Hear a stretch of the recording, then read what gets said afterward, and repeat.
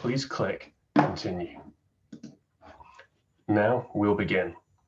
The format for today will be a moderate discussion with my two panelists, Dr. Harara Ingram and Dr. Sukanya Potter, for the first 45 minutes, followed by a Q&A.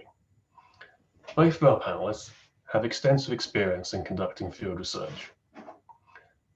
Harara is a senior research fellow with the program on extremism at George Washington University and a member of the Research Advisory Council at the Resolve Network. His research primarily focuses on the role of propaganda and charismatic leadership in the evolution and appeal of violent non-state political movements. His work draws heavily on primary source materials, most of which is collected during field research.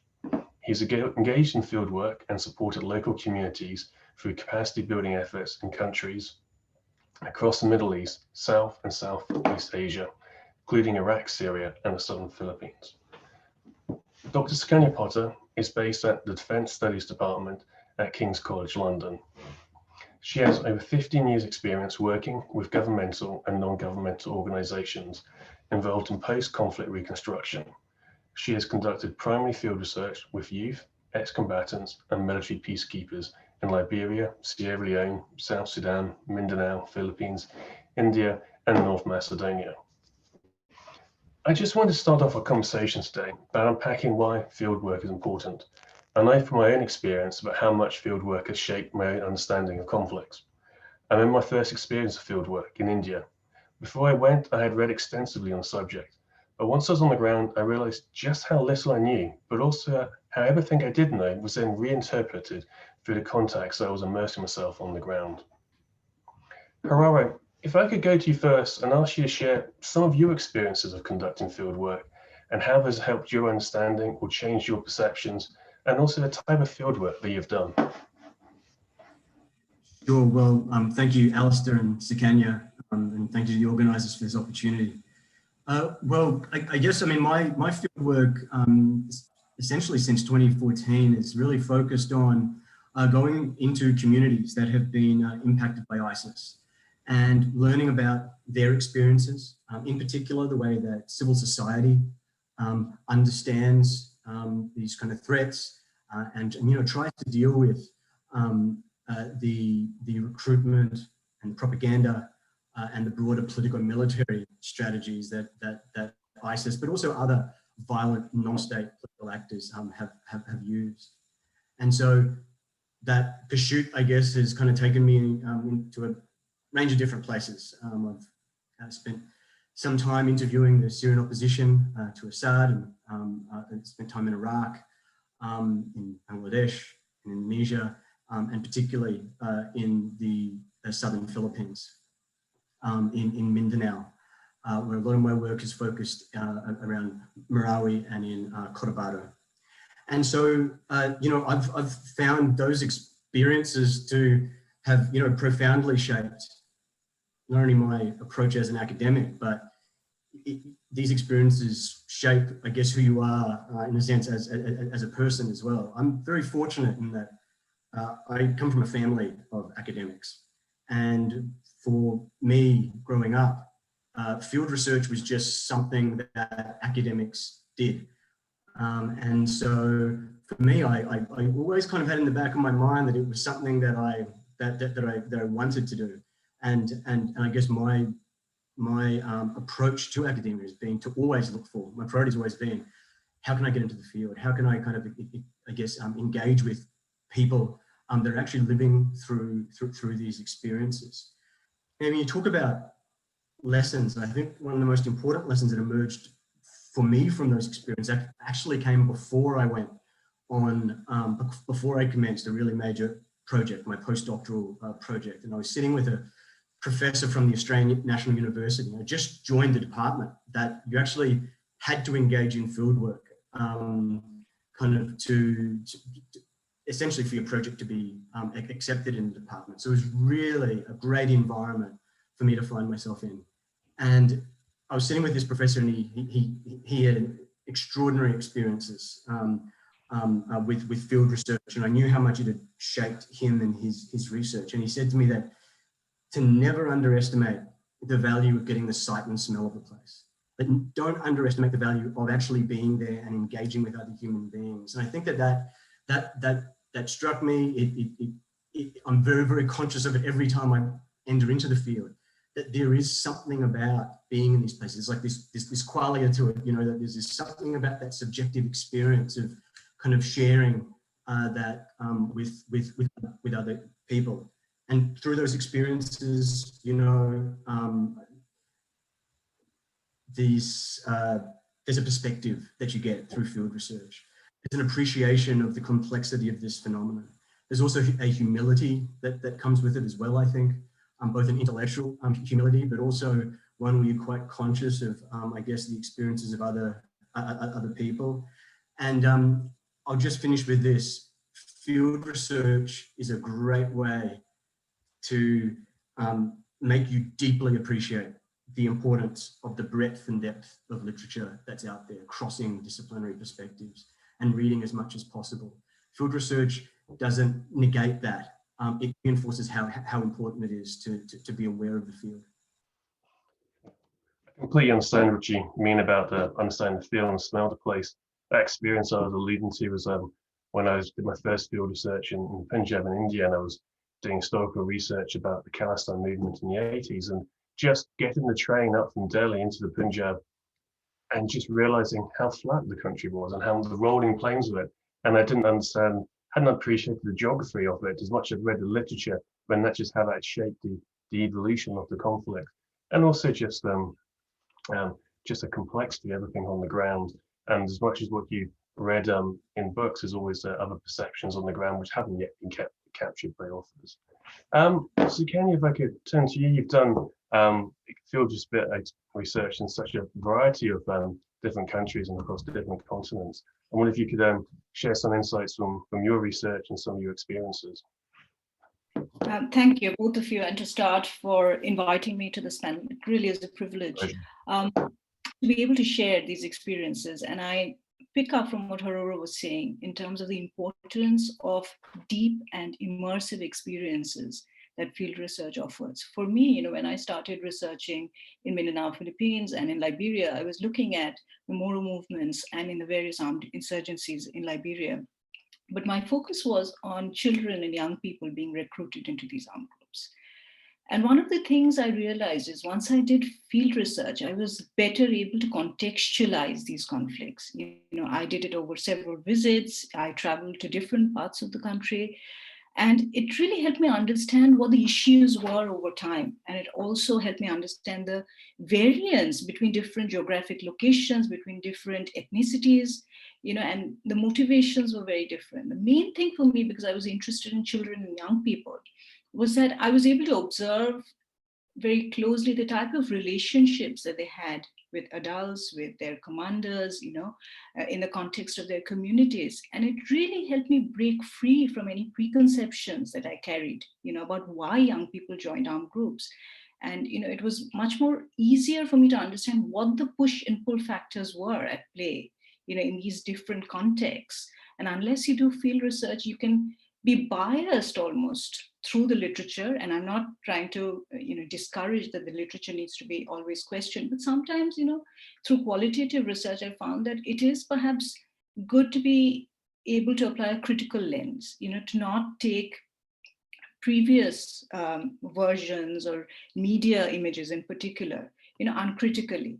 For example, you know, the relationship between communities and combatants in Mindanao, both of you have done research there. You know, it is quite different from what we understand of armed groups. It's very much a community-based movement, right? And one would not understand unless you go into the dynamics of field research and actually meeting these people. The second thing, and we've talked about this before, Alistair, is the preconceptions. You know, media images tend to throw at us this really sort of horror and difficult image of combatants, you know, that they are scary, that they are always killing people. But when you actually meet them in person, you realize the human face of these people, the fact that they have families, sometimes they are well recognized in their communities, you know, they've defended their communities. And even the motivations, you know, they are beyond For example, the simplistic assumption with children was, they're often coerced into conflicts, in the West African conflicts in particular, that, that they just joined because they were drugged and coerced. But that was not the case. What I came across was there were choices that they made, that not all young people are joining violent extremist movements or armed groups or, any sort of insurgency, that there are many who don't, there are many who stay away from the violence. And very little research actually goes into understanding why people choose peaceful pathways. And the fact that there are choices to be made, that there are, there is agency at play, was a really valuable, sort of addition to the understanding I had of the different contexts that I looked at in terms of West Africa and in the southern Philippines. Yeah, no, I completely understand. You're saying, you reminded my experiences in Mindanao when I went there to study more separatist groups, and I went there to study the groups, and then when you're on the ground, you realize this is just one part of a very complicated ecosystem on the ground, and understand the complexity of the societies on the ground and the multiple different conflicts that are happening at the same time, and how you can't just study one thing in isolation. And having read so much of the literature, and it focuses on particular groups, but you can only really understand all of that once you look at it through the lens of the wider conflict. I want to ask another sort of wider question. Well, actually, maybe Harov, I'll come back to you.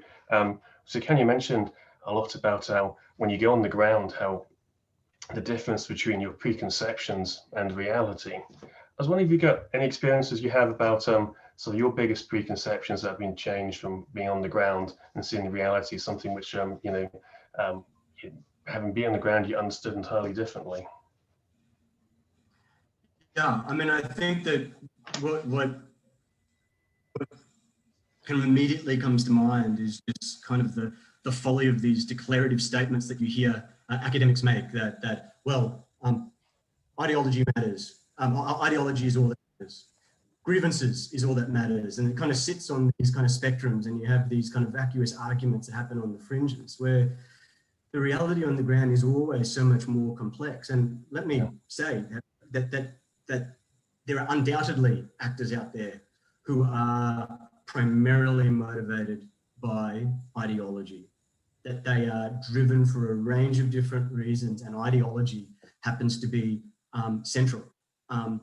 There are those who are entirely kind of perhaps grievance driven, if you want to kind of describe them that way, and their reasons are very much driven by perhaps more rational choice decisions that have very little to do with the ideology and perhaps more to do with opportunism. But the vast majority fit, of course, in that complex middle. And it's the variations across, and all these other dimensions as well, but it's variations across that. And I think that, whenever I see these kind of debates that are occurring at the extreme ends of different disciplines, or even within the same discipline, it's something which is so instantly cured by spending some time in the field and actually talking to human beings, and not seeing the world through a computer screen or seeing the world through books alone. And now, let me just emphasize, of course, that then there should be diversity in academic research. It takes all types, and some are going to be motivated to do field work and others aren't. And that work is, and it doesn't matter what the work is, it's important, but there's a humility that we all have to have, that we're contributing to a body of knowledge, but we're also trying to help to shape practice, I think. One of the really powerful experiences for me, and it kind of keeps repeating itself, is just the close personal, family, kinship ties between those who are participating in violent non-state groups who are insurgents, and with and they may have family or kinship relationships to those who are fighting against them in the counterinsurgency, or in the community, or different civil society groups, and that's something which it's extraordinary to sit there and talk to people who will say, yeah, my brother joined that group, and my cousins in the police force. And it's hard to understand, and from a distance it sounds a lot like that irrationality is at play and that there's an absurdity to it all. Well, I suppose there's always some absurdity to war, but in actual fact, when you're on the ground, there is you actually see some of the strictest rational choice decision making that as an individual or as a family unit, perhaps as a tribe, decisions are made that it's necessary to hedge. And that certainly has been something which continues to amaze me. It continues to drive my research, because so much of what I focus on is trying to understand those dynamics to hopefully advise and provide support to civil society groups so that they can influence and persuade more people to be on their side than to join the violent groups. But yeah, I'd have to say that it's that dynamic which continues to, draw me back in. Yeah, I think one thing I feel that really brings to life is that things are not black and white, and the shades of grey are massive, and that complexity, especially when across family and clan and tribe links across different actors within conflict. This is one of the things I often found in field that really sort of brings aside the human face of it, but also the impact that conflicts have on the communities in which they're happening in. And I was wondered, just both of you could reflect on that in your experience. Maybe start with you, Sukanya, about what you've learned doing field research about in terms of the impact on the communities themselves and the sort of human face of it. Mm-hmm. This is a really important point, Alistair, in the sense that, much of my research has been on programs that help ex-combatants reintegrate into their communities, which are known as the DDR programs, right? The Disarmament, Demobilization, Reintegration programs. And I work closely with many governmental, non-governmental, and intergovernmental organizations who design and implement these programs. And you're well aware that there are sort of surrendery programs in some cases, particularly with regard to violent extremists and Islamist insurgents. But throughout the spectrum of policy responses, there is a tendency to target support, right? Because it is informed by what we call security or a threat-based narrative, in a sense that these individuals who join violent armed groups, are viewed as a source of threat when they re-enter civilian society. And at that point, they need to be almost managed and programmed through these processes, DDR processes, which involve, formal handover or surrender of their guns, which is, in camps, for example, and then, through a UN administered or military administered process. And then there is a period when they are trained in civic duties. They're given training in terms of peaceful behaviors, conflict resolution behaviors, and they're also given short-term vocational training or support to return to education. Often I find that ex-combatants tend to adopt the vocational training route because, having lost out on education, they find by the time they're in their advanced years, find it very difficult to return to education or schooling. And the vocational training model is also very sort of narrow and limited, in the sense that they are given choices, not often based on realistic assessment of the economy or markets. So they are given a choice between becoming plumbers or becoming masons or car mechanics and things like that. And what happens is that this 9-month training program, which also involves stipends, $100, $150 per month, has great appeal and can often result in a lot of cheating or proxies getting into these DDR programs, showing false papers or false lists of combatants being part of different armed groups so that they can access these benefits, these short-term benefits. But in terms of long-term reintegration, I come to the community point here, where do these people return, right? Some, in the West African context, have chosen not to return to their communities of origin initially, because they were scared of reprisals and of being attacked. In other cases, like the Moro conflicts, we know very well that they are rooted in the community. The families and the cousins are all part of the different, armed formations, which means that the community is not critical or does not reject, the fighters who want to return. In other cases, there is a great deal of hostility an area that I've looked at very closely in West African conflicts, between communities and combatants, because combatants are given this targeted support. In the Mindanao case, we know that the government has been leading the demobilization process, not external actors. So the design has been different.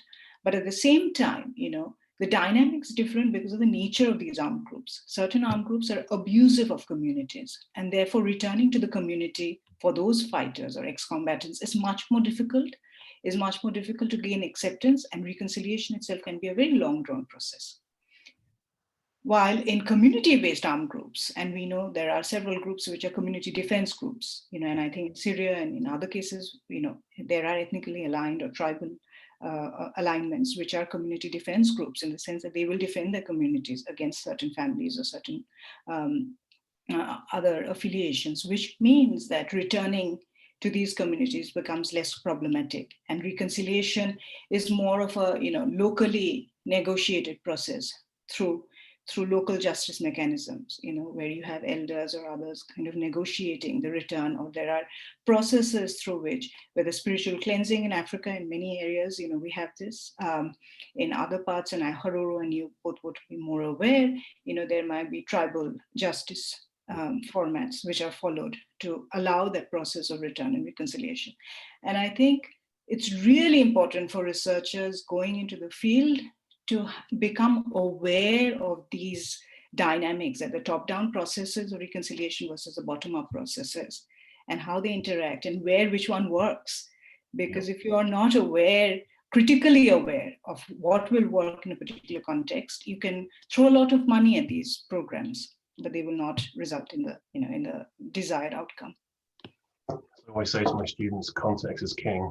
You need to understand the context, and every context is different, and not everything will work the same way. Harare, I know you've done a lot of work over the last year on the ground in the southern Philippines. One of you get any reflections on the human and community side of it?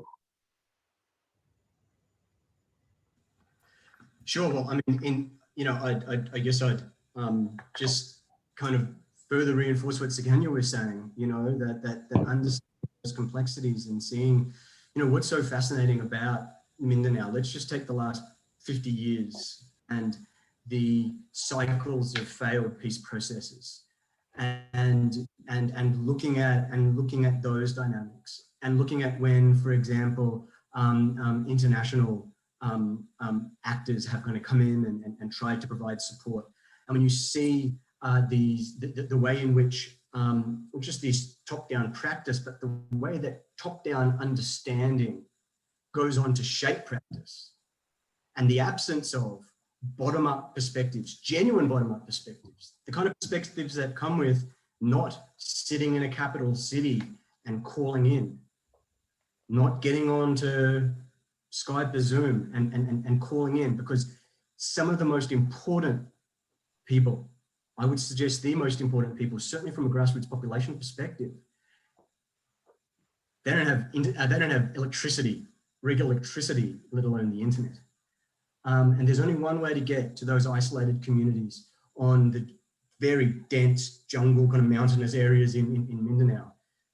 You just got to get in a car and drive. You just got to get out there. You have to build relationships of trust with people in those communities who then trust you enough and appreciate the work that you're trying to do, that they will take you to those places so that, that essentially it's a very collaborative effort, really. I'm sure Sukanya can add to this.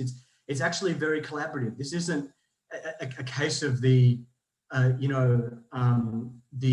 researcher from the West coming in and telling the locals what to do. It's far from it. In fact, it's the opposite to that. It's working with locals in a genuine way. And I can assure you of something. You are not going to develop the relationships that will enable you to go to the places where you need to go unless you engage with people in a respectful and friendly manner. Very, very aware of the cultural nuances, not taking yourself too seriously in that process as well. And I perhaps, because I only have one language, English, and I don't speak that very well. I'm entirely reliant on building relationships with people. As I work in places where throughout the Middle East and South and Southeast Asia, where we're building those relationships up with people is a really important kind of part of that. And some of the most important insights you'll get are on those drives where you trust the people that you're with through experience, through engagement with them, and you sit in the car. Alistair, we did it in Iraq. You sit in the car for a very long time and you drive across desert, you drive through jungle. It's in those conversations that you learn more. But I think it's really important for us, if I may, just to move us kind of, there can be quite a romanticized view of fieldwork, particularly by those of us who do it and those of us who want to do it. It is important for us to really think very seriously about the practice of fieldwork. It's very important for us to think about the way that it fits within not just the broader field, but the way it complements our particular area of research and practice. And really, when we think about this, there are really these three themes, I think, that are really important. There's the practice of fieldwork, how you engage in fieldwork, how you develop relationships, the way that it fits within your research, the way that your research fits within the broader field, the way that hopefully it is complementary to other approaches. So there's practice. There's also ethics and safety. And that to me is absolutely central, that the ethics requirements around field research through an academic institution must be respected. They must be adhered to, not just for the sake of those in the community that you're speaking to. A good ethical research program and process will also ensure the protection, of course, of the researcher, but also the field itself, the research field. And then there's obviously the safety aspect. And the third theme I think is important is mentality and culture. And what I mean by that is that engaging in field research gives researchers, it helps to shape their mentality about how they think about their research, how they think about what's important. It also contributes to a culture within academic institutions. And my great fear is that because of just how powerful social media is, my concern is that in the aftermath of COVID and all of those restrictions, that a trend that has seen field research get pushed further and further to the back of the line for genuine safety concerns, but also, frankly, administrative laziness and bureaucratic hesitancy, I guess, to actually try to ensure that this research occurs. And I think that in terms of a culture within academia and academic department, you can kind of see the decline that happens when field research continues to get pushed to the back of the line. I sort of pick up on one of those bits about, obviously, the events over the last year with the difficulties that COVID has done to make conducting field research is become extremely difficult, if not impossible, of it. And obviously we've had, with the rise of research on social media, but also be able to do research in terms of, telecommunications. We can reach people across the outside world and do interviews across Zoom and so on and so on. So, in the post-COVID world, when we go back, but if we make the arguments about going back to doing field research on the ground, what is it that field research on the ground can add, which other types of research don't add? And is that what is it that you won't be able to get by doing from interviews with people over the internet from a long distance? But also, how can field research complement existing research? Because there's only one of multiple different types of approaches and methodologies, and we can't forget its place within all of this. But actually, what does it add to it, and what does it build? Right. I'll take this question, Alistair. I think one of the points that Haroro made was really important. The fact that we need to be realistic about what can be attained from field research. And there has been a tendency across universities in the UK, definitely, and also probably in the US, where a field trip has become almost a mandatory feature of certain courses on peace and conflict studies. which means that students go out with their seminar lead or their lecturer for a visit over 2 weeks or so in different countries, whether that's Jordan, Lebanon, or countries, Sri Lanka. And I've had firsthand experience of this. I'm not criticizing the practice, but I think we need to contextualize that when you try and filter the fieldwork experience for students into this tiny capsules of exposure, it becomes post-conflict tourism. And I know some scholars have been critical of this. And as part of the bigger the macro picture, where the UN, where other NGOs, local NGOs, think tanks, researchers, humanitarians, all are working in this space, right, of different countries recovering from conflict or, in the midst of conflict.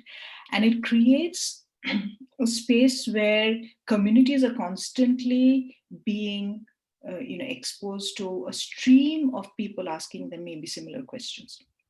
The result is this intense research fatigue, or an intense, what we call over-research. And it has extremely negative implications, for the quality of data that we can kind of gather.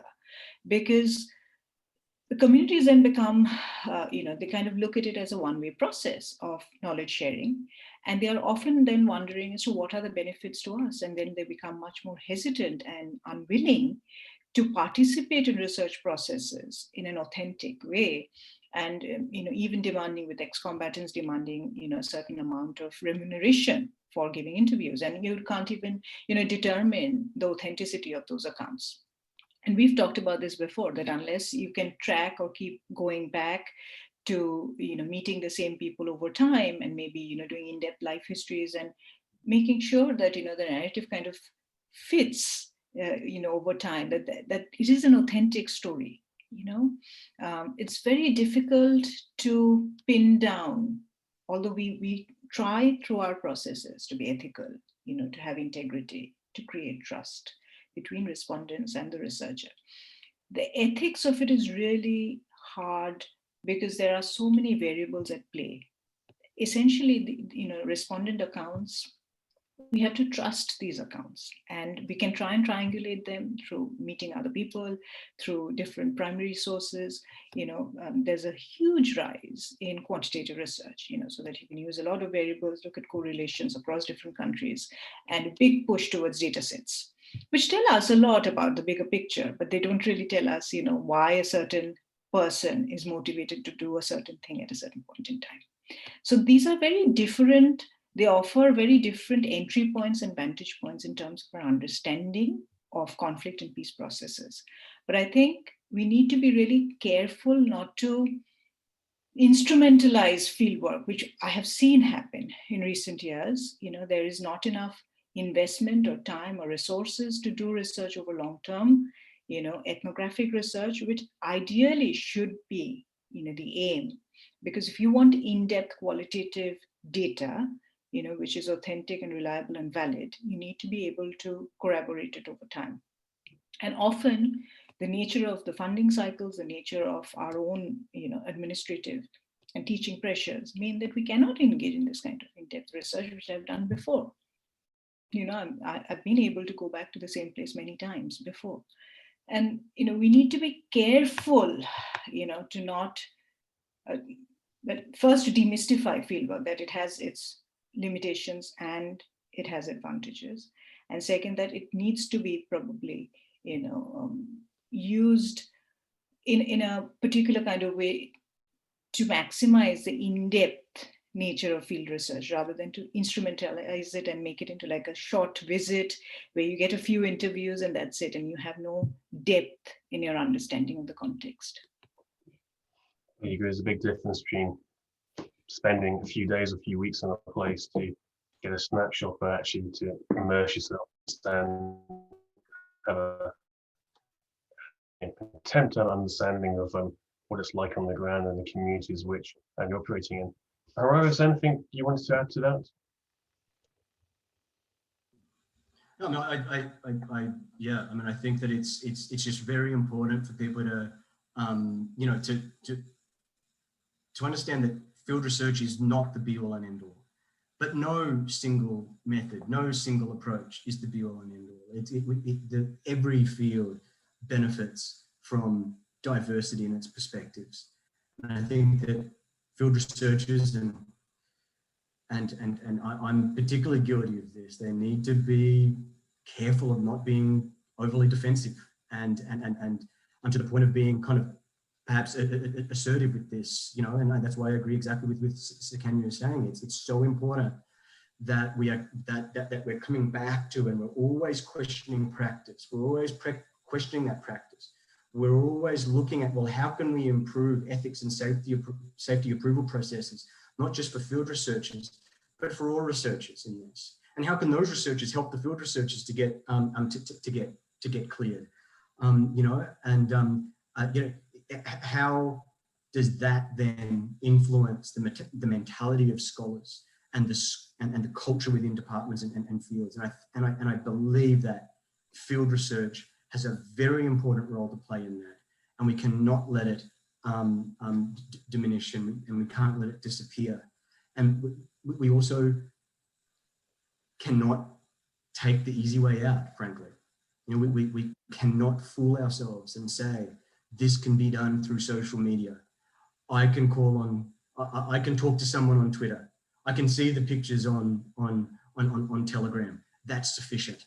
That's enough. Well, the most basic application of social science methodology, were you to apply it to a lot of these social media-based studies, the most simple criteria, for source verification, you know, are all those accounts, is there a person behind that?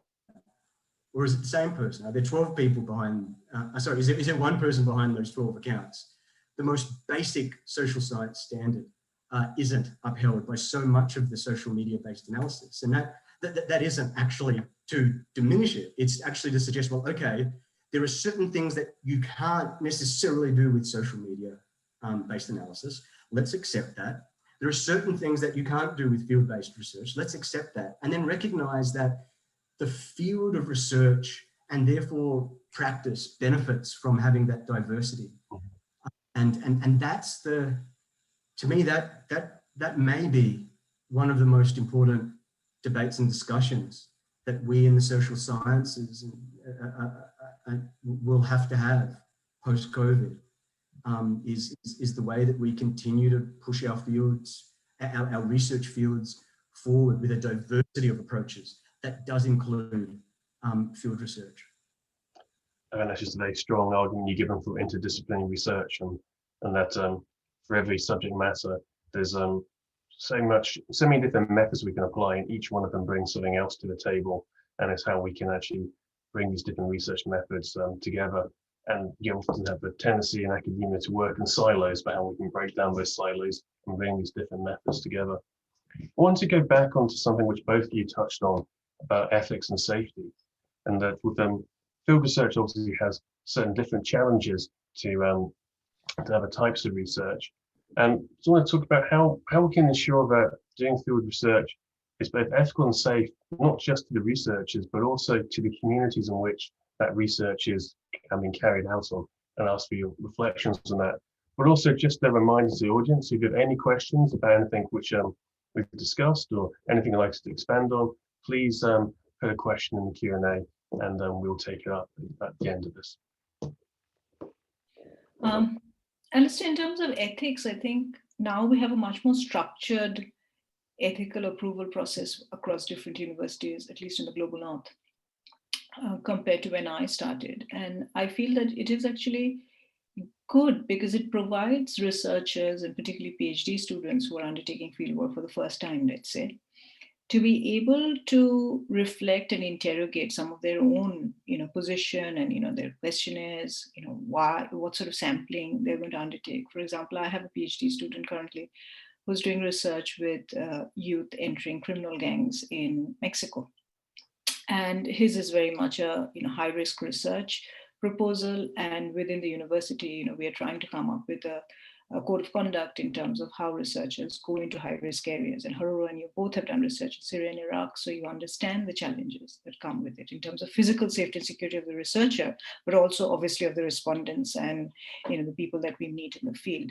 So what I feel is, on the one hand, there is a bureaucracy or an administrative process, which is helpful because it reminds the researcher not to take unnecessary risks, both in terms of their physical security, where they can travel. Obviously, there are FCO guidelines for different countries, but even when they are in a country, the conduct. And I think from experience, having worked in different contexts, I think as a woman, as an Indian origin woman working in a British university, I have come across maybe a more layered experience, partly because I carry so many different identities. And I find that in my work with children and young people, there is a certain amount of lower entry threshold for women, because women in the, and children, that kind of relationship is almost, there's more trust when you're speaking to women or when you're speaking to children or young people. And we have to be aware in terms of our conduct in the field. And I think it's not just following a ethical template that the university offers you. It is so interpersonal. And it is also about boundaries. Because when you are out there, your professional and personal boundaries are often intermixing. And you may be on your own, you may be single, you may have to face a lot of issues in terms of how you maintain your professional integrity, in terms of advances that you're not willing to entertain. But it's not always about physical risk or physical attacks on women. But I think women in particular, when they are out in the field, they face multiple layers of insecurity, which is not only about creating trust and making sure that, the respondents that they approach and the ethical manner in which interviews are conducted and anonymity is enforced, or even access and, gatekeepers, for example, how you actually access your respondents. And that can make a huge bias, for example, if you're accessing through particular agencies, or if you're accessing through, some trusted networks, you may not have even, you may not even know when you're in the field that your sample is getting biased because you are accessing through certain entry points. But as women, I think there are multiple layers, particularly in terms of maintaining the professional boundary, that you are very much a researcher in the field, you're not just a woman. And therefore, ethical integrity, is not just about the research, but also about our own personal conduct. Right. Thank you very much, Sukani. Harare?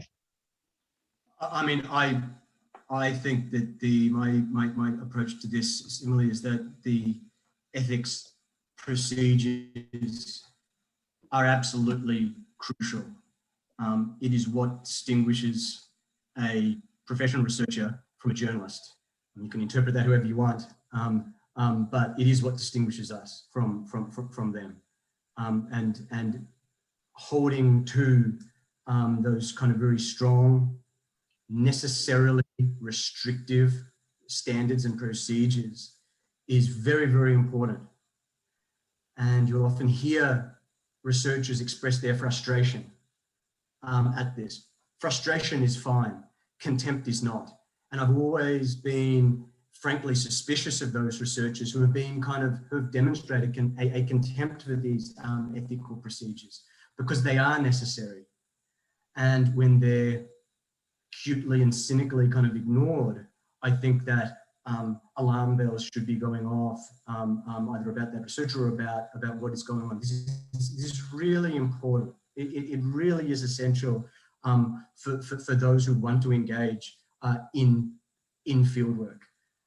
The ethics process, which is often very closely tied to the travel approval process in universities, and this has certainly been my experience, and I had really fantastic experiences at the Australian National University when it came to my field research for my postdoctoral project, where the ethics approval process was it ran kind of parallel to the safety approval. And what that did was it demanded that the researcher think very, very carefully about not only the research and ensuring that it was ethical, ensuring the physical, the social, the ethical, the research, the psychological well-being of themselves, but also the subjects, being very conscious, demonstrating that they had thought through risk and had soberly engaged. And I will tell you, nothing separates the pretenders from those who are serious than the ethics process. You know, frankly, separates the pretenders from the serious with the travel approval process. I've read, you know, I've had researchers come up to me and they've asked me, can you look at my travel approval process? I'm trying to go to Indonesia and it's not being approved. I mean, you've been approved to go to Iraq and wherever else, like, can you help me with this? And I've read this travel, the travel approval request, and it read like a Jason Bourne script. Thinking to yourself, hold on a second, you're going to Indonesia here. You're going to Jakarta to go to a workshop. What is this? And they'll have links to, oh, there was a terrorist attack here and there and all the rest of it. Well, guess what? That approval process pretty quickly worked out that you're not that serious about your work because you haven't demonstrated a sober approach to thinking about risk. And I think that this is a really important aspect of field research, but also research more broadly, that universities they do take very seriously. But field research, particularly field research in conflict-affected areas, has too often been placed in, that's the too hard basket. We realize it's important, we recognize all that is being said, but let's just leave that. Why don't you get on Skype? Why don't you talk to, you know, this development agency who has great contacts in the field? You contact that development agency. Turns out that all their locals live in the capital city and are playing the Skype call game as well. It's so important, the ethical procedures that they are maintained and that they are rigorous for the sake of the field, the research of the subjects.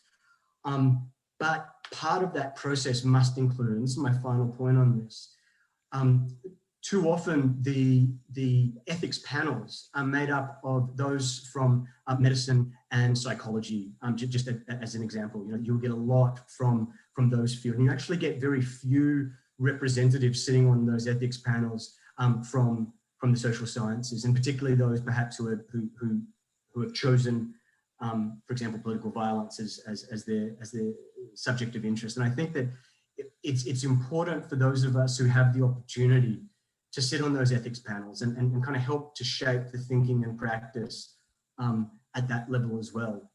Yeah, I really just want to emphasize how important those processes are for researchers, for the subjects, and for the field. Yeah, I'd echo that, Haro, and I think you know, a good ethics and safety process doesn't just play the crucial role in making sure the work is ethical and helping keep researchers safe in the communities which are doing the research and so on, but also help strengthen the research and improve the research. I just wanted to go back onto a couple of other questions. I have a question for you, Sukanya. It's one thing you mentioned, like you've done research in quite a few different countries and quite sort of diverse different settings. I was wondering, does you reflect any of the differences in terms of doing the research in different settings? And I think obviously it's different in every place, but your experiences from doing research in such different settings. Yes, Alistair, clearly, you know, cultural differences are there, but I think, for example, there's a tendency to, you know, to kind of assume, and I think our assumptions are really difficult to overcome when we're in the field. But you know, you assume you've been to one country in Africa that the second country is going to be just the same. It's never the case. You know, I've done field research in both Liberia extensively and in Sierra Leone more recently. And I find, although these are interrelated conflicts, you know, the armed groups are often remobilized between one and the other, and also in terms of ethnic sort of makeup, we find that there's a lot of interlinkages and contiguity between the two countries. But in terms of the research environment, however, you know, in terms of building trust, being able to access respondents, being able to, you know, undertake the kind of research I did, for example, in Liberia, it was much more difficult in Sierra Leone. You might say that, it was my personal experience, but I can only, relate to what I experienced, and I found it very difficult.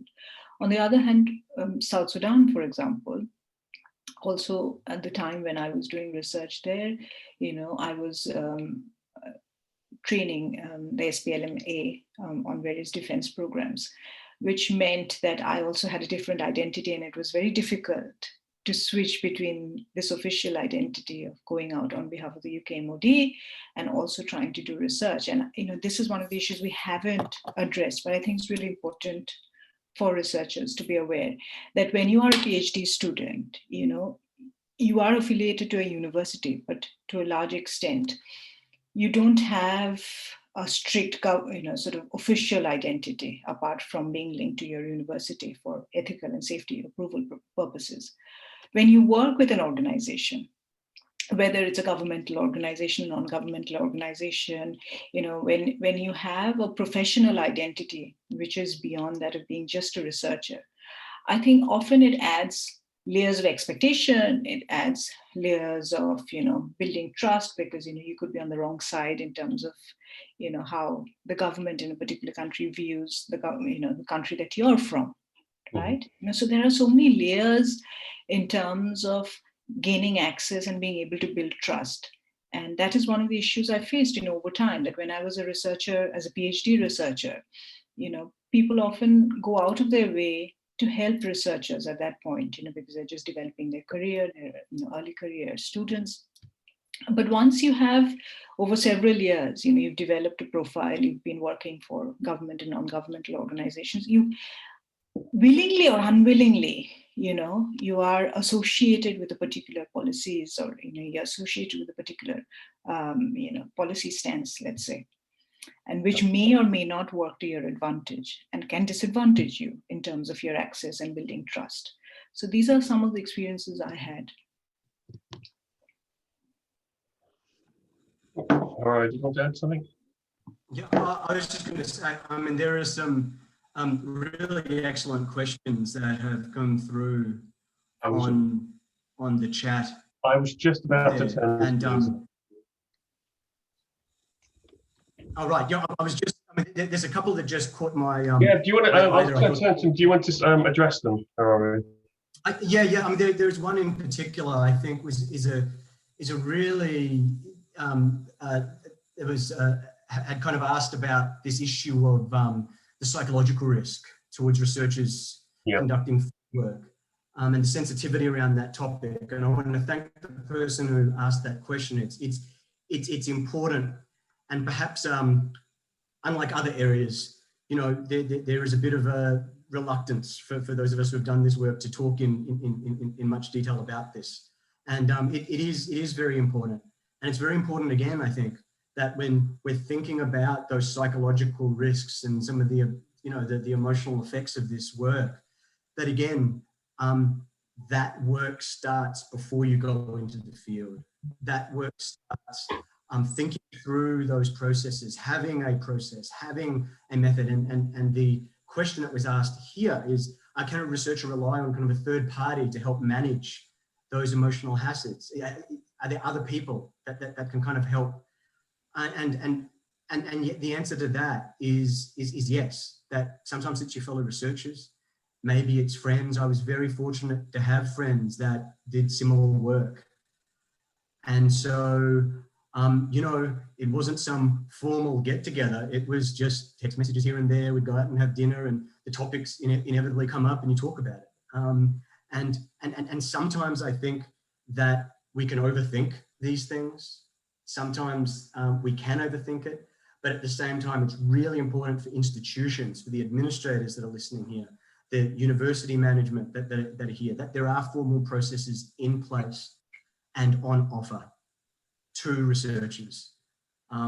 We have to speak frankly about, yes, there can be short, medium, and long-term effects. And it's important that as researchers, that we're aware that there are formal support networks that are available.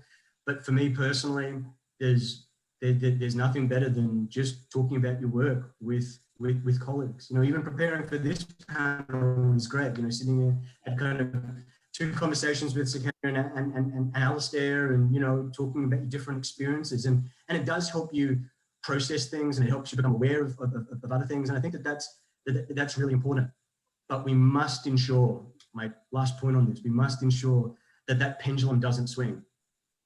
And by that I mean, yes, there is a tendency for field researchers to kind of tuck that at the back of the mind and kind of move on and not make a big deal out of it. Why? Because we see people every time we're in the field who have to live through this, on a day to day to day and for generations. And so there is a discomfort about talking about it. I don't think that is necessarily a bad thing. It's part of the humility. It's part of the perspective that you get from actually experiencing these things firsthand. But there does need to be processes in place. There does need to be a mentality and a culture among field researchers to talk to each other, whoever that third party might be, to talk to each other about it. But we must not allow that pendulum to swing to kind of that, frankly, virtue signaling kind of nonsense of suffering for your art, suffering for your field. That is rubbish. It is self-indulgence. It's just privilege, really, for that kind of culture and mentality. What's important is having good processes and procedures in place. And as field researchers, being aware that, yeah, I need to be connecting with other researchers, and talking to friends and family can help too. I think it's important that field researchers talk about their experiences, and you know, everyone's experiences are different and everyone processes them in different ways. And it's also very important, as you mentioned, for universities to have formal support processes in place if and when they're needed, and for field researchers to not be afraid of making use of them and not being afraid of talking about their experiences. Sukanya, is there anything you'd like to add from that, or? Alistair, there are a couple of questions. I just want to, it links very well with what Haroro has mentioned, and I just want to build on that. The first is, how do you balance, the requirement of ethics committees that you do not remunerate your respondents, right? Yeah. Versus the expectation and growing expectation in over research communities that there should be some sort of benefit or some sort of, remuneration at the end of it. A good balance is to offer what I would say non-material gifts, which could be food, which could be drink, or contributing towards a meal for the respondents who have come. These are small and, extremely small ways of saying thank you, but they can be huge for people who are on a $1 a day kind of life, where having a proper meal is celebratory almost. And I think these are small ways, but I often do it while I'm in the field to make sure that also in terms of people giving you time. And I come from a culture where hospitality is very important, so food becomes almost an intrinsic part of interaction. So that's one way of countering that challenge. The second question is, how do you build this relationship of trust between your research participants and as a researcher? I think there is no straightforward answer to this. This is partly, very much within the terrain of human interactions and friendships. Friendships may last you a lifetime. Some friendships kind of dissipate and disappear. And you accept, the ebb and flow of your life and the relationships that come in your life.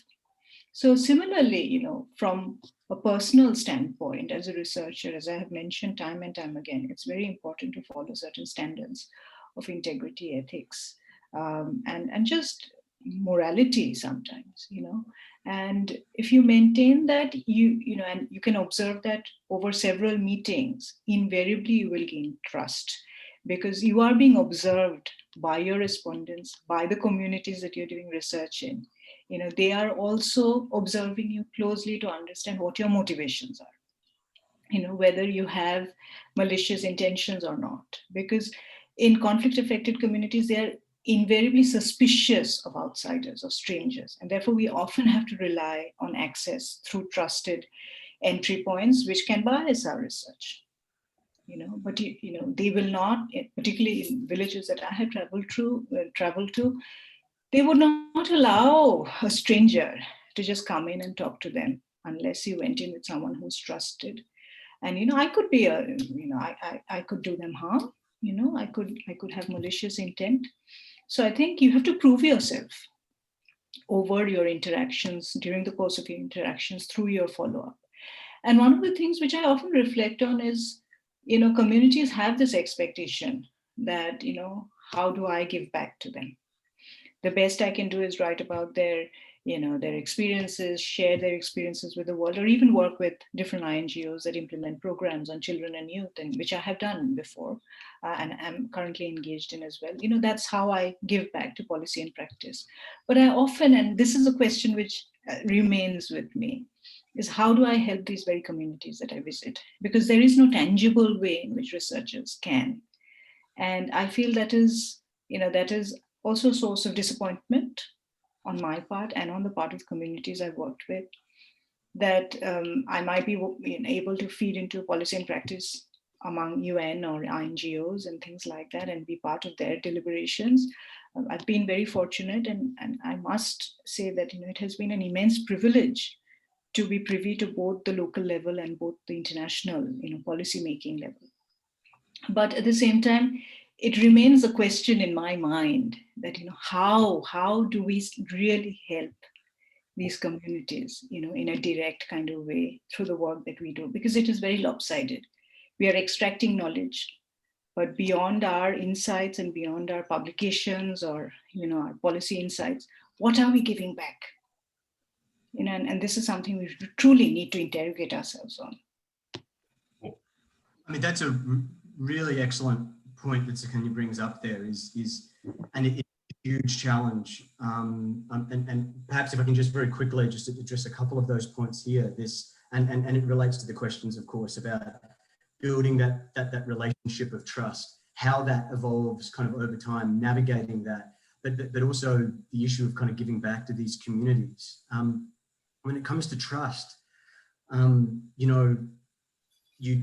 in these environments, you receive kind of trust from people by showing trust to them.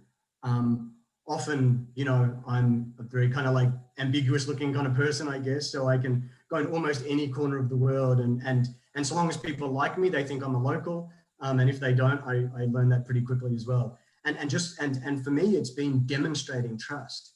It's been saying to someone, hey, when they say, oh, I know so-and-so on this particular town in Iraq, or it might be number one, go, oh, we could go to Marawi or Ganassi tomorrow if you like, and that is a long drive. I said, yeah, sure, and that's a demonstration of trust. And kind of demonstrating that trust in an appropriate way. And I don't want everyone just jumping to that conclusion and going to anybody that they see. But as that relationship develops, you demonstrate, you will receive trust by showing trust. You will receive trust and respect by showing respect as well. In some contexts, that involves being tested, that people will see, well, how serious are you? Hey, I'm going over here tomorrow. Do you want to come along? Perhaps said with a smirk. Yeah, sure. Because I trust you. And you build up that relationship over time. And it's always maintaining that professionalism, keeping in mind those ethical principles that we work by, that Sukanya has talked about before. That's the line right there. Of course, you've got to be friendly, because you should be friendly to people. You should be engaging, you should be interested in their lives, and they will show the same to you. I mean, the response I often get to people once they kind of realize that, okay, I'm definitely not from Syria or Iraq or wherever, is, what are you doing here? And there's your question. That's where now we're going to have a conversation. Well, I'm actually here to learn about it. And they can't believe it. You've come all the way from, because Australia's just these beautiful kind of beaches, and of course kangaroos and Steve Irwin and all this kind of thing. What are you doing in this war zone? What are you doing in this conflict affected area? Well, I'm actually here to learn about people like you, and that conversation starts. And this question of, well, you know, the motivation of subjects is always a question that you receive from the ethics board. Why would people talk to you? Because they're interested in telling their stories, and you don't need to pay. It's one of the things which kind of, particularly those who worked in the hard sciences, kind of say, well, we pay our kind of subjects to be part of our research. Well, no, we'll sit and we'll have tea, and I might buy the tea. We'll sit and we'll share a meal, and we still go through those same ethical kind of processes. But that's kind of part of the process. And you know, particularly when it's hard, particularly when it's difficult, particularly when the subject matter is difficult, when you demonstrate your professionalism, when you demonstrate that you keep it together, even though they may be quite, for example, they may be quite emotional about as they tell you what had happened to their community. If you maintain your professionalism, then as Sir Kanya said, they will appreciate that, and they're watching to see how you respond in situations as well. And I think that that's really important. The last bit of that, the question that's there, do you ever feel the urge to give back beyond the research? Well, my field research, in fact, very rarely features in my publications. I may use it as anecdotes in the research, but very rarely is it central in my publications. Field research for me has been the way in which I've tried to improve the way that I engage with primary source materials, with the literature, with theory, with the research. And that's from a purely academic perspective, the role that field research has played, I guess, in my kind of intellectual pursuits. But I've also been very fortunate that because of the field work that I've done, that I've then been able to work in a lot of the communities and try to support a lot of the communities that I've spent time in. And that obviously has meant a lot to me. I've been very fortunate that because of the nature of that work and the team that I've worked with, that we've received support to do that, to do that work. And so there are opportunities to give back to the communities, particularly if you can build enough of a relationship in the kind of work that I do, and it's different with different field researchers, but the kind of work that I do, building the relationships with those communities, the communities themselves will kind of ask for, that would actually be useful for us to learn more about that, or can you help us with this particular kind of effort? And so that has been it's been an important part of my work. It's without question where I get kind of the most fulfillment. And if I could spend all my time doing that, I would. Okay. Just wanted to address some of the last questions that came through on the chat. And if you've got any more questions you want to ask, please get them in as we're getting towards the end of the session. One of the members of the audience asked, how do you avoid or sift through respondents who are acting differently due to unavoidably knowing that they are being studied? Which I thought was a very fascinating question. Like, how is almost the act of us doing the research, interviewing them, change the nature? I wonder if you like to reflect on that. I think there are many there is literature out there which helps researchers, particularly field researchers, prepare for their conduct in terms of participant observations, or how to sort of initiate and complete your interviews. And I think it's also intuitive sometimes. Some people are natural at conversation, others may struggle more, and you can also build up your strategy as well as the way in which you interact with people over time, because it's a learning process much like anything else. But at the same time, I think it's really important to put your respondent at ease, and this goes back to the question of trust to your own conduct, to your own openness and transparency in terms of why you're there and what you're doing.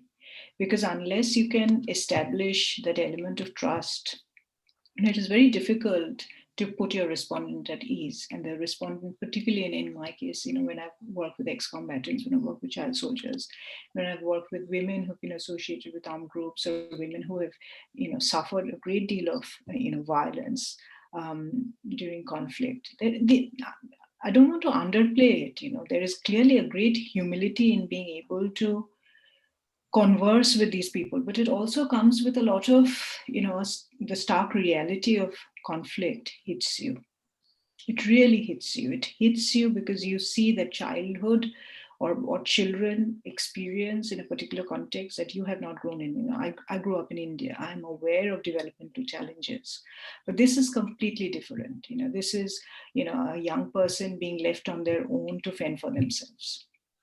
Right. And just out of the pressures of physical security, or when they have not been able to survive just eating, leaves and stream water, that they join an armed group, So all I'm trying to say is that it is, in some ways, you have to follow some of the, the guidance that is available in your various methods books in terms of how you establish contact, how you, build trust, how you, follow your question patterns, how you probe and you put people at ease.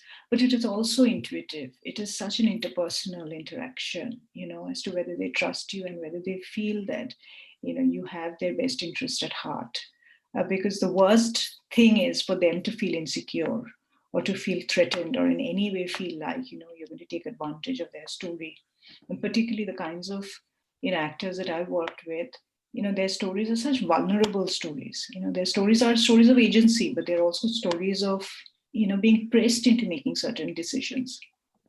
And therefore, I think it's really important to adjust your mindset and to realize the reality in which you're operating, that you're not in New York, that you're not in London, that you're not in Washington, DC, that you're in a culture, in a context where people don't have $1 a day, and approaching it from there. I think that another way that I've found useful to kind of sift through respondents, maybe being deceptive, they may be lying. Where that something like that would come out is if you're engaged in an interview that's using kind of open-ended kind of questions. And so perhaps as the interview kind of progresses, you start to become suspicious for whatever reason that the person may be deceptive or maybe lying about certain things. I guess my suggestion is that should always be a possibility in your mind before the interview begins. And what I've found to be a useful approach to take in my questioning strategy, my interview strategy, is to select a number of questions that are important for whatever it is that you're trying to identify, that you want the interviewee to talk about, and essentially to cycle back and ask that same question, but in a different way, word it in a slightly different way, and cycle back a couple of times throughout your discussion. And I mean, I just am constantly taking notes anyway, but I always have those core questions just off to the side, and I'll make a note about what their response was. And over the course of an interview that may go for 15, 30 minutes, 60 minutes, may go for a couple of hours, you'll be able to identify where potential deception is kind of going on. And you can either work out why that may be the case through a different line of questioning, or you cease the interview. And I've done that plenty of times, and I've tried to find out about someone's background, and for whatever reason, they thought that I was motivated by hearing an exciting story. And you hear these stories and you just know, okay, this doesn't seem right. And you ask a few of those questions, you cycle back through those questions, they're giving slightly different responses, and you know, okay, we can kind of cut this interview short here. The next question there was about how to deal with people who steal your research ideas. Well, you know,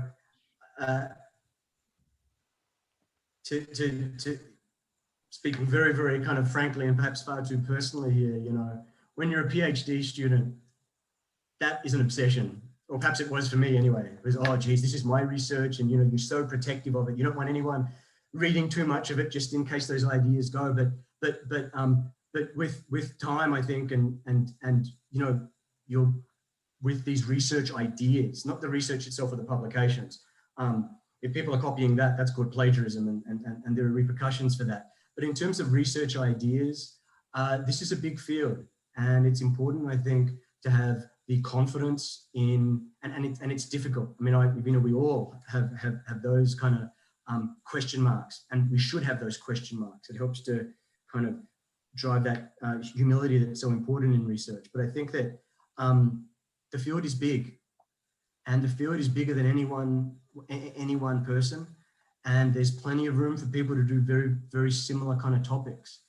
And if your method and your research, the quality of your analysis, the sources that you use, that is really how it will be judged. And that's something that's, for all academia's flaws, that's the beauty of the double-blind review, is that ultimately the field will judge you by that standard. So, of course, you don't want anyone plagiarizing your work, but when it comes to ideas, they will be tested by the quality of the research, and I think that you should always focus on having confidence in that. Yeah, I agree. And I think, like with any research question, it often benefits from more than one person tackling it, and they often get different perspectives within it. Precisely, yeah. As we move towards the end of it, so if you get any more questions, please just fire away. But I wanted to go back to both panelists and us, and just from all their experience, what's their lessons learned from when they first started doing research, and now if we also ask you what the most important lessons from your research and how you do things differently, and so on, if you could reflect on that. Alistair, there are several lessons, and I think this is also part of the, gray hair, graying process, if you will. But most importantly, I think when you're younger, you are, you're less strategic. As you grow older, you realize your mistakes and you look back and you wish you were more strategic. I'm sure some people are more strategic than others. But in a sense, field research is one approach to research, as we've already talked about it. But I think recognizing quite early what the advantages are, that field research can help you understand certain things in depth. So employing it in ways that can really support that process, that you maybe look at a few communities, you visit them many times, you follow up research, you maintain the relationships with your respondents if possible, if there are no data protection issues, and just using the time in the field in a way that advances your understanding in depth. I think often, and this is when people start out doing field work, so much time is lost that you end up getting on a plane and just going somewhere without any context or any reading or any understanding. That is foolishness. You need to be prepared. Like everything, you need to be prepared before you go into the field. You can't expect to just turn up somewhere and have rich qualitative data. You need to plan before you get in there. And when you're there, you need to maximize every opportunity you get in terms of data collection, and just being able to do it over a long period of time, being able to do it in depth, being able to do it within a narrow scope, but with the intention that that you're going to maximize your understanding of a certain phenomena. I think that is what I have learned the most from field work. All right.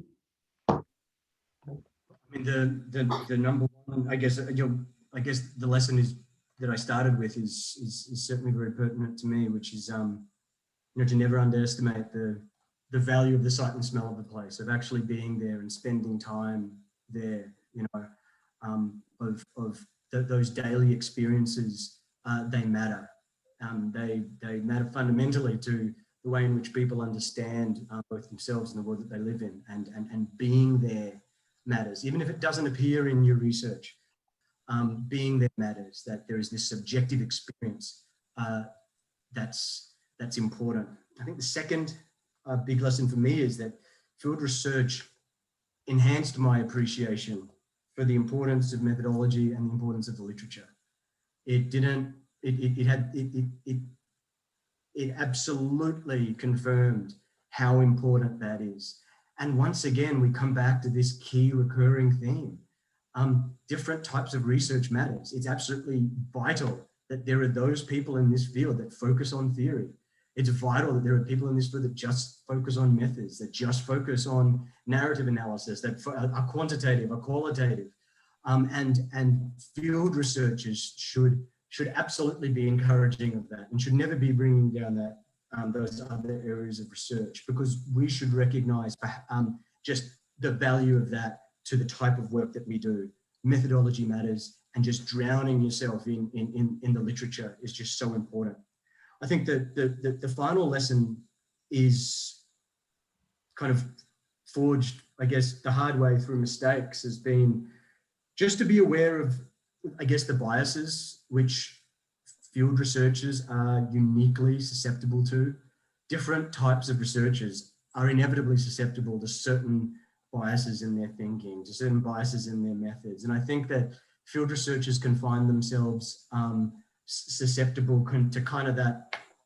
I mean, there's two in particular that come to mind, you know, that kind of that Thomas Friedman type complex, where your particular subject, the particular person you spoke to offered such a deep insight into what's going on into this particular part of the Middle East or Southeast Asia or this country or this community.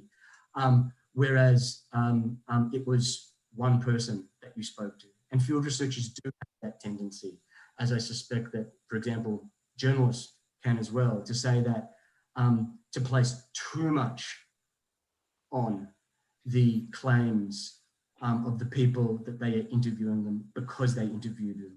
How do you overcome that?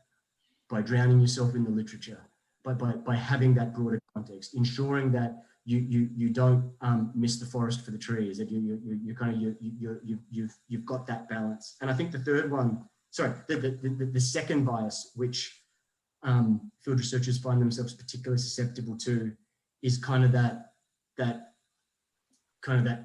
Gladwellian complex, that Malcolm Gladwell thing of being a contrarian. Oh, well, my source in this particular part of Zamboanga suggests that it's A, B, and C.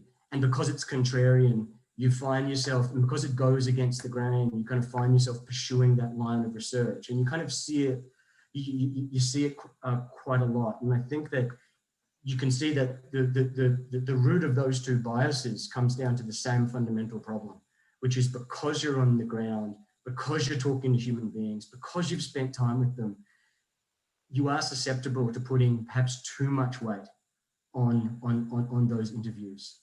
And the answer to that comes back to the same thing, method and literature. And if the method and literature provides an appropriate context and foundation for those claims, or a balance to them, a context for them, that's a healthy way to approach those interviews. And those would be this field research. And those would be the three lessons, I guess, for me.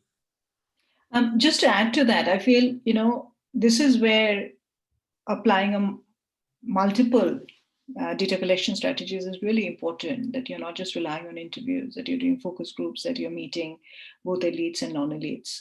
And also you're doing quite extensive research. And this is one of the things I learned, because the quality of research, as Haroro very rightly pointed out, that if you speak to a handful of people, you know, you only have a very, you know, a sliver of understanding of issues going on. And that is why going back to methods and, you know, looking at respondent sampling, looking at saturation of your data, looking at, you know, those dynamics, that you ensure that your data is triangulated, that, you know, that you've arrived at findings after, you know, having asked enough number of people on a certain, you know, on a certain point. And I think when I did, for example, I did survey research with ex-combatants in Liberia, and this was 200 plus, still a very small number compared to how many people fought in the war, but, you know, sufficient enough at that point to give me a really good understanding of the dynamics of ex-combatant and community interactions. And again, you know, in later iterations, when I've not been able to spend as much time, you know, in the field, I have been much more, modest in terms of findings, you know, and I found that that humility, that authenticity, that if you can admit that this is the scope of the research and the findings may not represent everything that you would like to find out, instead of selling it as the story, as a complete story. I think that is expected of researchers, that you admit to the limitations. And as long as you are, aware and you're transparent about what you're doing, I think definitely it can get through the peer review process. Thank you very much. I'll take one last question before we wrap up.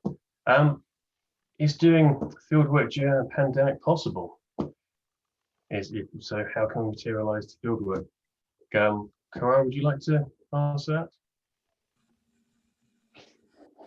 At a very practical, simple level, it depends on which country you're living in. I mean, for me, there's not much movement in or out of Australia at the moment, so it's absolutely not possible. But at some point in time, or for those who can access the field, and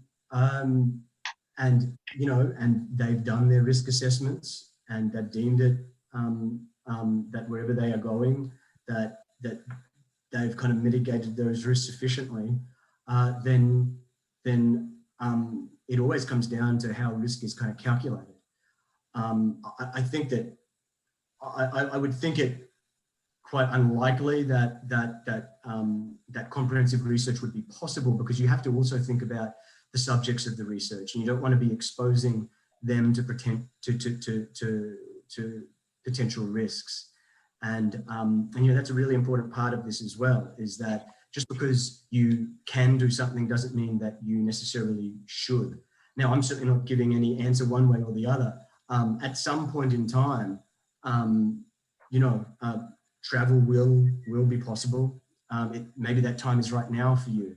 But when it is always going to come down to assessing the risk, and it's why this is such a great question, I think, is because it kind of reminds me of what Sir Kenny Alistair and I spoke about the other day, which was that the biggest risks you're going to face in a conflict area is a traffic accident, getting sick from a disease, or getting sick through food. It's actually, there are a whole range of benign, kind of relatively benign things that are a far greater risk in most situations. It's because of the societal breakdown. So those same considerations that you would give to traveling to any unstable area, COVID becomes part of that. I've traveled to places where there were pandemics, and it just becomes part of your risk assessment. So again, most of the answers to these questions will always come back to staying true to the method, to staying true to that ethical and safety requirements. Yeah, and the key is always following your safety and ethical procedures, and it's always safety first for both the researcher and for the communities in which you'll be operating in, for many of those decisions to be made. I think as we're just wrapping up into the last minute, quick question for both of you. Any advice you'd have for any field researchers going to the field for the first time, any young researchers? I would reiterate, Alistair, that there's really, it's important to prepare, that you don't just get on a plane and land up somewhere, and, that you hold yourself to certain standards through reading the literature, through having, questions and surveys, or if you're doing questionnaires or, focus groups, having all of that thought through. And also, establishing contact with different people who can help you while you're in the field, because that's really important. As Aurora was mentioning, having, someone you trust locally, who you can depend on. And it's not always just going to the embassy, but just having a local contact, whether through friends or through professional networks, having that kind of peer support while you're in the field is really important, regardless of gender. And also being realistic about what you can achieve. I think going in with false expectations of the kind of data you can achieve with one visit, it can be quite disappointing, because you may need several visits, you may need a lot more time to truly understand a conflict or a context. And often I feel there is such impatience, and I myself am sometimes impatient, but with age I have learned not to be, that that research is a long drawn process, and understanding the true dynamics of conflict or of peace building takes time. And therefore, anybody going in expecting that they'll spend a few weeks in a country and be able to produce, very original or new findings, it might be difficult. They need to set their expectations straight. Great, thank you. And Harara, just the final word in the last 30 seconds. Well, I'm of course going to encourage young researchers to consider engaging in field research. To think about, to think deeply about it, to find people who can help and who can guide you. This requires a strong commitment to the field, which means you're the type of person already who's going to be reading the literature, who's going to be engaging with that methodology. That this is something that, yes, it's an interest for you, but it's also something deeper than that. And so much of the skills that you will use as a field researcher, you will hone every day of your life just by being a social and engaging human being and talking to people who are around you. And I think that that's the most important, I guess, lesson out of all of this, is that the most meaningful and impactful experiences that you have, and they also tend to be the experiences that benefit your research the most, they are kind of these human experiences where you're speaking to people. And so those are the types of skills and motivations that you actually hone on a day-to-day basis. And I just encourage, I guess, people to think about to think about it that way, and to absolutely pursue that interest. And I hope that the interest and the passion and the commitment to it is going to come across in this panel. And if it hasn't, well, I assure you that it's there. So thanks for the opportunity. I appreciate it. Great. Thank you. Both. Thank you. Thank you very much. And a big thanks to our two panelists for giving up the time and sharing their insights with us. And thank you very much to the organisers for asking Resolve to put together this panel. Big thanks all around.